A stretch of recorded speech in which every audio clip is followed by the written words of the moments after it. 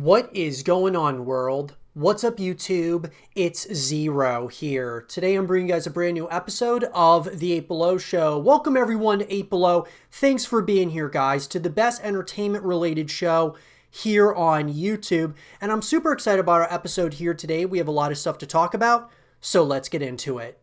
Outriders is the newest title by People Can Fly and is due to release in December of this year, guys. And with that, I wanted to go ahead and talk about all of the things that we want in this game, guys, from a perspective of, the next title from People Can Fly. This looks like a spiritual successor to Gears of War. Looks like it takes some kudos also to games like Destiny. And I wanted to talk about everything that we want. And when I say we, guys, I'm going to be giving you guys my opinions here. And some of those opinions you guys may agree with. Some of them you may not agree with. I would love to know either way in the comment section down below what things you want to see in Outriders. So let's get into it. So at this point in time, guys, Outriders, like I said, is due to come out in December of this year. Obviously, with the pandemic and things of that nature still going on, I wouldn't hold your breath. There's a possibility that it could get pushed back even further, into 2021. But hopefully, it does come out in 2020. The first thing that I'm really hoping to see, though, guys, with this is I think that it's about time that we really saw a game that was going to be somewhat of a spiritual successor to Gears of War, because I think Gears of War had a lot of really great, has incredible elements to it as far as from a gameplay perspective. However, what I want to see from Outriders is I do want to see somewhat of a spiritual successor to other games, but I want it to have its own twist on, this genre, and I think they're definitely going to do that. I love the concept of each of the characters in Outriders having abilities and such. People Can Fly obviously worked on Gears of War Judgment, and so they've been, somewhat in tuned with the Gears of War franchise as a whole, and I think it's going to be great to see moving forward what they're able to do with an IP outside of Gears of War, even though they've done other titles, of course, but as far as a spiritual successor goes to this, I'm really excited about that. I'm excited to see what they do from a gameplay perspective, but I love the idea of having each character is has different, levels of abilities and things of that nature. I think there could be something really special there. The next thing, though, that I want to see is outside of it being its own thing, even though I want it to obviously have, certainly some things that are similar to other games. I want it to be somewhat different as well. I also want there to be, guys, this real emphasis on a full package here. I think it's really important that, and it sounds like People Can Fly are going to do this, but I think it's really important that there's an emphasis on, more than just the story, more than just co-op, more than just multiplayer. There's just a level of having a full package when you get this game. This is a brand new IP coming out. I think it's really important that People Can Fly, as well as Square Enix, they go ahead and they, of course, have a full package, so it justifies a $60 price tag, and it keeps people coming back over and over again. From a multiplayer perspective, I love what I've seen so far from this game. I love from a campaign perspective. I think it's got some very interesting elements as well, and I think this could be something really special. One thing, though, that does concern me is the level of, diversity of not only characters, but also of the environments. I want to see multiple different environments, guys. From what we've seen so far, doesn't seem like there's a ton of variety when it comes to that front. I'm not terribly concerned about it as of yet, but it's definitely something that we got to keep an eye on. But something I definitely want is a variety here of different multiplayer maps, from a campaign perspective, having a number of of course, different locations that we're exploring and such. I think that's going to be incredibly important as well. And I think, guys, that when I look at some of the other games that have come out in this genre of a shooter, a third-person shooter, a lot of them can be picked apart in different ways. They can also be, of course, put on a pedestal in other areas. I want Outriders to, of course, like I was, alluding to earlier, to have its own twist on the genre. And I think that, another thing that I think could be really important for Outriders and the success of this game could be free-to-play elements. Now, I'm not saying, guys, the whole game being free-to-play, because that's just not going to happen. However, I would love to see People Can Fly do some free-to-play weekends or something like that, where it brings more people in to play the game. Maybe not the campaign, so to speak, but definitely multiple multiplayer elements or co-op elements would be absolutely awesome. I think also, guys, I would love to see this world be a semi-open world similar to that of Gears 5, where you're able to explore and learn as much as you can about the world. The same can be said for, having, like I said, variety in multiplayer maps and such, as far as size and such. Having, some larger maps, some smaller maps, I think are going to be really important when we do get to this title and it comes out later this year. It's going to be important, guys, I feel, especially when you're talking about the very first game in potentially a long drawn-out franchise that I'm sure people can want to make this game in this series. I think it's important that you put these things in place that really draws a lot of people in and gets, kind of builds a fan base from there, like a really strong following of people who are consistently playing the game for a long time to come. And with that, guys, I think that it's really important, though. The only other side of this that concerned me a little bit was the characters. I just didn't, from looking at the characters and such and the character models, one thing I was concerned about was, each of these characters and what they're going to bring to the table. None of the characters seemed as memorable as that of, like, say, just for example, Gears of War with Marcus Phoenix, Kate Diaz, JD, Dell, all of these different characters that are in the Gears of War franchise. They don't seem as memorable. Now, obviously, we're going to have to wait and see when the game comes out. But I really want to have a number of ways that we can connect with these different characters in the game and really understand each of them. So we do, kind of jump on board with some of these different characters. And that leads me, guys, to the last thing that I think is really important with Outriders is having a number of levels of customization. And when I say that, guys, I mean like customizing your weapons, customizing your characters, the armors, things of that nature. Now, look, I've always said this, guys. I believe that having earnable items in-game is way more important than having things that you can just pay for. And I think that having monetization is something that has to pretty much happen in video games nowadays because of, the price tag has stayed $60 for over the years, hasn't, gone up with inflation, which is really nice that the games are still $60, but these companies need to make money. So obviously having monetization tactics in games makes sense, but at the same time, I want to see more earnable items than payable items in Outriders. That being things that you can earn within the game, that you can show off in the leaderboards, in the in-game lobbies, your rank, your emblems, titles, things of that nature. You can really see, and it gets other people to want to get those things as well. And so having earnable items, guys, I believe really builds a following in a major way. And so with that, guys, those are the things that I want to see in Outriders. Let me know in the comment section down below what you guys want to see in Outriders. And for more Outriders content and videos, stay here with Zero TV. We've talked on the YouTube channel a number of times about the Metal Gear Solid franchise, and what I'll say, guys, is that we've certainly talked about the past history, we've talked about the present, where we're at right now, and we've also talked about the future of this franchise, which is really what we got to look forward to, and we hope to look forward to in the future. Well, with that, guys, I want to go over the top 5 things that we want in Metal Gear Solid 6, which would be the continuation here of the Metal Gear franchise moving forward. Obviously, guys, the latest entry in this franchise is, of course, Metal Gear Survive, which most of us in the community did not enjoy whatsoever. However, with any, great franchise out there, there's always going to be peaks and valleys with different games that come out in the franchise, and Metal Gear Survive obviously was a valley of a number of peaks that have come out, that being the Metal Gear franchise as a whole. So with that, guys, I wanted to go over the top 5 things that we want in Metal Gear Solid 6.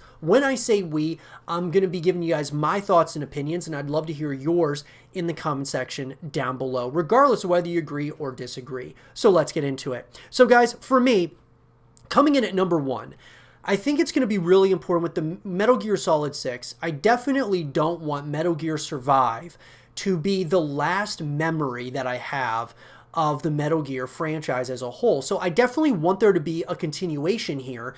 But what I'd like them to do here with Metal Gear Solid 6 is to kind of conclude the story so far, right? I definitely want them to set up the story for the future, but I want them to conclude this story as a whole so they can really go in a number of other directions moving forward. So with Metal Gear Solid 6, I really want to see a conclusion of the story and what we all really know so far. and then kind of, move us into a direction of like almost, whether it be a soft reboot or something that's happening around the same time of the Metal Gear Solid, franchise or sub-series, whatever it might be. I want them to really conclude what they've done up to this point. And that leads me, guys, to number 2, which I think is really important. That, there's been a lot of talk that Konami has, of course, been speaking with Sony about, working with Kojima once again, that being Hideo Kojima. And I think it's really important, guys, that this is a something that needs to happen. This is a friendship or a relationship that needs to be repaired after being fractured, where, Kojima left Konami in such a terrible way and then ended up making his own company and things of that nature. I think it's really important that Sony mends this, relationship and brings Hideo Kojima back to the Metal Gear franchise for one last hurrah. I think seeing Hideo Kojima, his farewell to the Metal Gear franchise would be awesome with Metal Gear Solid 6. It'd be the kind of farewell to what we know at this point, but also Kojima could set up the next generation of Metal Gear games for the future and kind of put us in a direction where they don't necessarily have to follow in the footsteps of Kojima, even though they technically would be, but they wouldn't have to directly continue it after, Metal Gear Solid 6. They could do like a soft reboot. They could go in a number of other directions. But bring Hideo back, all I gotta say. At number 3, I think what's really important, guys, with any of these franchises, especially if you're talking about kind of concluding the series, concluding what we have at this point, but also moving us to the future, you're going to need new characters, you're going to need some new enemies, some new locations as a whole, new places to explore. And so I think with Metal Gear Solid 6, we're going to need that familiarity, the similarities to the past games with characters and enemies and locations, but also having those differences, new characters that we get to learn about and such. Maybe one of those characters is the next character that takes us into the future of the franchise. Who knows?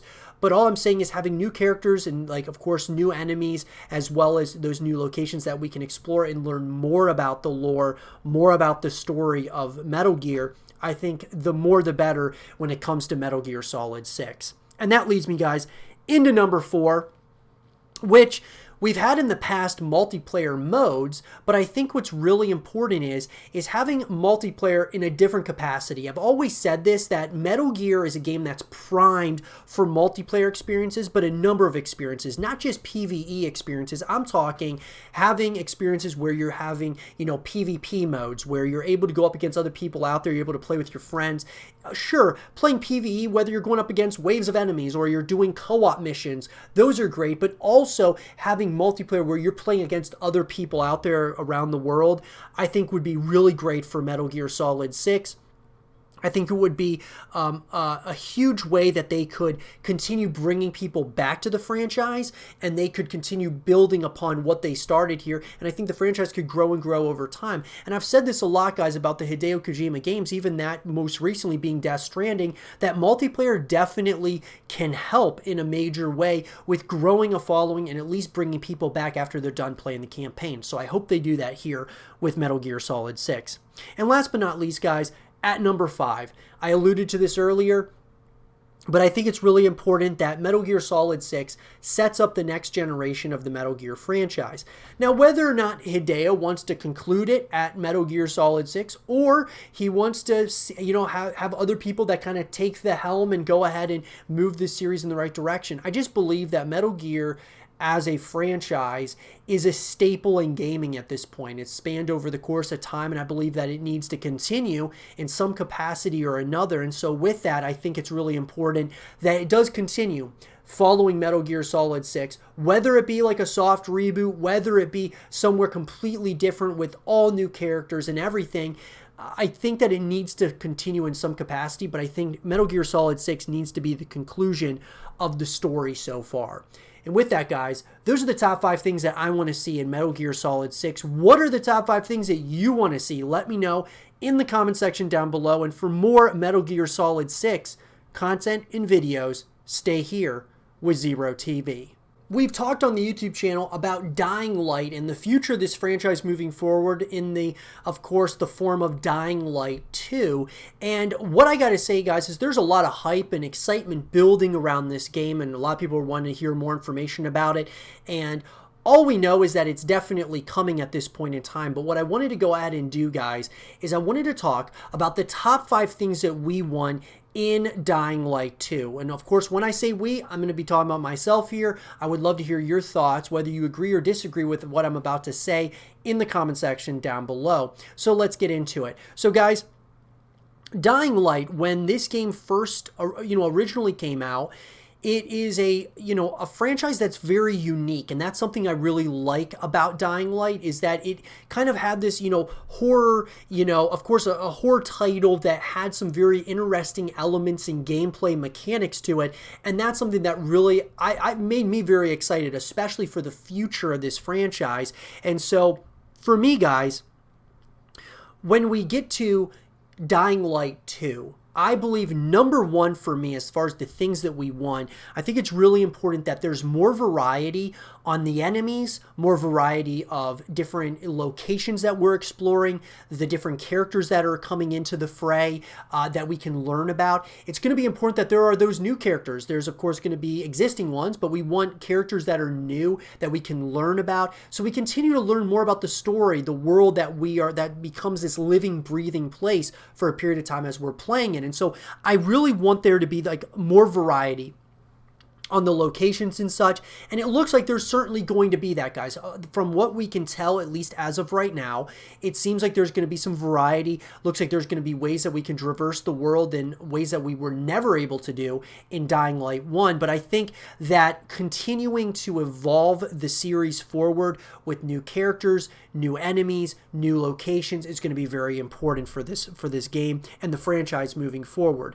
And for me, guys, at number 2, still on the campaign here, I think what's really important is that there's more things that we can do along the journey. So while we're, traveling throughout the story, no matter which way the story takes us, I think it's important, guys, with this, this open world format, to have more things that we can do. From Dying Light 1, of course, there were things to do, but I'm saying even more things that we can do, more people you can come in contact with. I'm not saying that, kind of not having like fast travel and things of that nature, but what I'm getting at is ways in which you can just travel and traverse the world, but also you're able to do a number of side missions, more side missions than ever, more collectibles, more things that you can, collect and such, and find out about to learn more about this world and the place that we're in here. I think it'll be really important. That helps really with world building. It helps with building the franchise,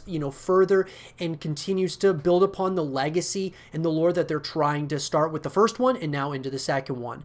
And that leads me, guys, into number 3, which leads me to multiplayer, which I gotta say, guys, the multiplayer mode, in the first game is something that I've, really thought was cool. Kind of reminds me of Dead by Daylight and, even like Doom Eternal's battle mode and such, kind of similar in style.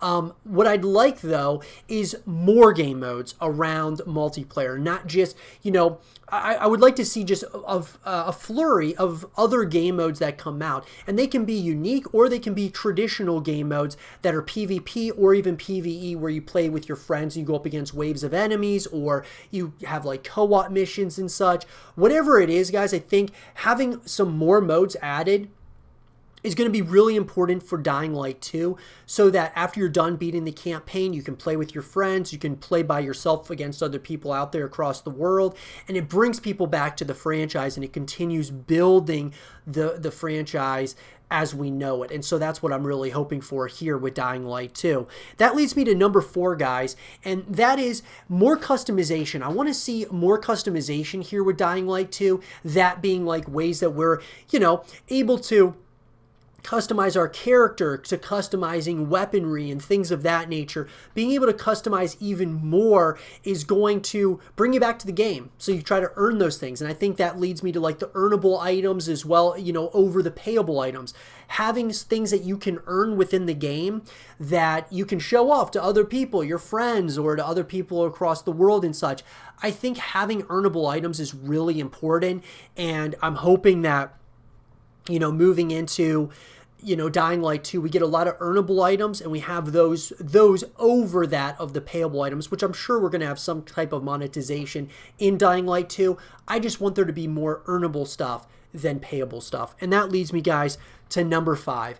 And we know Dying Light as a franchise at this point in time, it is a, you know, a horror open world action game, essentially, right? But I think that what makes Dying Light a really great franchise to me is the horror elements to it. And so what I want to see is horror over action. Sure, we're going to get action, guys.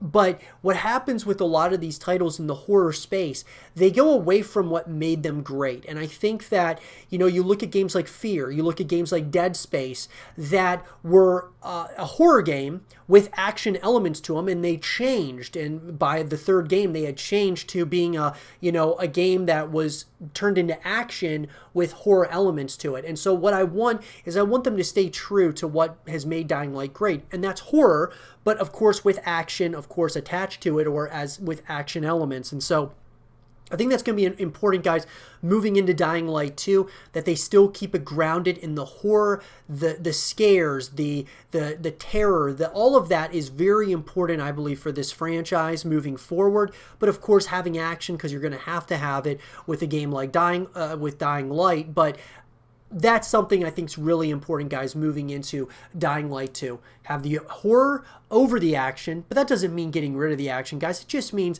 keep it what has made it so great in the past. And with that, guys, those are the top 5 things that I want to see in Dying Light 2. Let me know in the comment section down below, what do you guys want to see in Dying Light 2? Let me know. And for more Dying Light 2 content and videos, stay here with Zero TV. I think a lot of us can agree that Silent Hills, if it were to have come out at some point or another, the game, of course, that was teased at PT, that being the playable teaser by Hideo Kojima, that this was going to be a new Silent Hills title. I think if that game would have ever come out, guys, it could have been one of the most terrifying experiences of all time. And so I really believe, guys, being a massive horror fan, that it's one of those games that really should have been, and it's really unfortunate that it could not, you know, see the light of day. Well, with that being said, guys, we're getting more rumblings. We're getting a lot of talk that Silent Hills may be resurrected at some point. Hideo Kojima, it sounds like Sony is trying to mend this you know, torn relationship between Kojima and Konami. And if that happens, we could potentially get a new Metal Gear Solid game. We could get a new Silent Hills, and or just Silent Hill title, kind of bring it back to life at this point. Could this happen? We're going to talk about everything that we know so far about Silent Hills and the potential of this game. Will it happen? Let's talk about it. So, guys, in an article that was written by Vic Hood of Tech Radar, could Kojima's canceled game be resurrected? And so Sony is reportedly working on 2 Silent Hill games, a soft reboot and a revival of Kojima's canceled Silent Hills. That's according to a report by Rely on Horror, which claims that a trusted source has disclosed that Sony will be the driving force behind bringing the series back. According to this report, not only are their plans to soft reboot the Silent Hill series, but Sony could also resurrect Hideo Kojima's canceled Silent Hills game. According to our first source, Sony is working to patch up the relationship between Kojima Productions and Konami in order to resurrect the game due to the amount of buzz and continued demand for it 5 years after its cancellation, reads the report. So the report also claims that key figures will be returning to work on the reboot, rumored to simply be called Silent Hill, including the original Silent Hill director and writer Kichiro Toyama, composer Akira Yamaka, and creature designer Masahiro Ito. SIE Japan Studio is also rumored to be behind development in some capacity. And so what I got to say, guys, is, look, if we got a reboot and we also got Silent Hills, I don't know how those worlds would like kind of collide almost, or if they would try to merge them together. Is Silent Hill going to be completely separate from that of Silent Hill? How are they going to do that? It would be very interesting to say the least. But the fact of the matter is that it sounds like Sony is trying to mend this torn relationship between Konami and Kojima, which could be huge, not only for Silent Hill, but also titles outside of that. With Sony driving the Silent Hill reboot and Silent Hill's revival, it looks likely that we will see both landing on PlayStation 5, but it's unlikely to be anytime soon. There's also a possibility that we may see both being PlayStation exclusives, although we can only speculate on that right now. Now, what I'll also say is this, guys, is that we see Hideo Kojima has stated that he wants to do a horror game. There's been talks that he's been working on a horror game, which is a huge deal. And I mean, I think he would be great at doing a horror game. Could that horror game be Silent Hills? It's hard to say. I mean, there's very much so a possibility. There's also question marks whether or not, is Hideo going to do Silent Hills and he's going to go back to Death Stranding? Is he going to do maybe Metal Gear Solid after doing Silent Hills? There's so much up in the air. The fact of the matter is, though, guys, is that he's definitely considering doing a horror title, and they're trying to mend this torn relationship. And if they're able to, that being Sony, I think Silent Hills could definitely happen. Now, a Silent Hill reboot isn't particularly a surprise, particularly given the success of Capcom's Resident Evil 2 remake and upcoming, of course, Resident Evil 3 obviously came out, guys. However, the revival of Silent Hills is somewhat of a surprise. Silent Hills was in development by Kojima Productions, and so for PS4, the game was to be directed by Hideo Kojima and Guillermo del Toro, with Norman Reedus set to play the main protagonist. Silent Hills was announced via a short playable teaser demo PT in 2014 that was free to download on the PlayStation Store. But due to Kojima's exit from Konami, the game was canceled in 2015, and we've been craving ever since. The one thing I didn't like about that whole situation was I didn't like that Kojima took down PT. I wish it would have just stayed up. I don't understand his process of taking it down completely so that people couldn't even play it anymore. Didn't make a lot of sense, but we may finally get to play Silent Hills now, but whether Kojima is involved in any way is still yet to be seen. Sony has reportedly offered Kojima full creative freedom should he return to the project. We may be getting excited about 2 new Silent Hill games, but while the reboot is reportedly in active development, Silent Hills apparently not set in stone quite yet. So obviously, guys, we're sure Silent Hill sounds like it's definitely happening as far as that soft reboot is concerned. But Silent Hills, the one that we all want to see, it sounds like that is in a limbo state at this point. Now, obviously, Kojima is working on a horror title. We don't know what it is, if it's Silent Hills or something else. We don't know what it's going to look like. Norman Reedus has also come out and stated that he was in talks to work once again with Hideo Kojima, which could certainly be hinting at Silent Hills. There's a lot of speculation, a lot of question marks here as to whether or not this is going to come to fruition. I know that I can speak for myself and say that I would absolutely love this. Being a horror fan, this would be great. I mean, this is a match made in heaven, guys. Silent Hill and Hideo Kojima, I believe he would have such a great, just by playing PT, that was an experience, guys, unlike anything that I've ever played, and it was just a teaser. So what I'm getting at is, imagine that as a full game. He could absolutely make one of the most terrifying experiences ever in the horror space of gaming, and that's saying something because we've played some pretty terrifying experiences. And so I just want to at least see it. I want to play it. I want to see what that vision was for Silent Hills. It's got to happen. Sony, make it happen. I hope it happens, guys, but I will be sure to give you guys more information as it comes up. And with that, guys, I want to pass the question on to all of you. What do you guys want to see in Silent Hills? Do you think Silent Hills is going to be coming out at some point with Hideo Kojima at the helm, or do you think we'll just get a Silent Hill reboot? Let me know in the comment section down below. And for more Silent Hills content and videos, stay here with Zero TV. And with that being said, everyone, I hope you guys did enjoy this episode of the 8 Below Show. And if you guys did, leave a thumbs up, subscribe if you're new, stay positive, and as always, I'll talk to you guys all in the next one. Peace.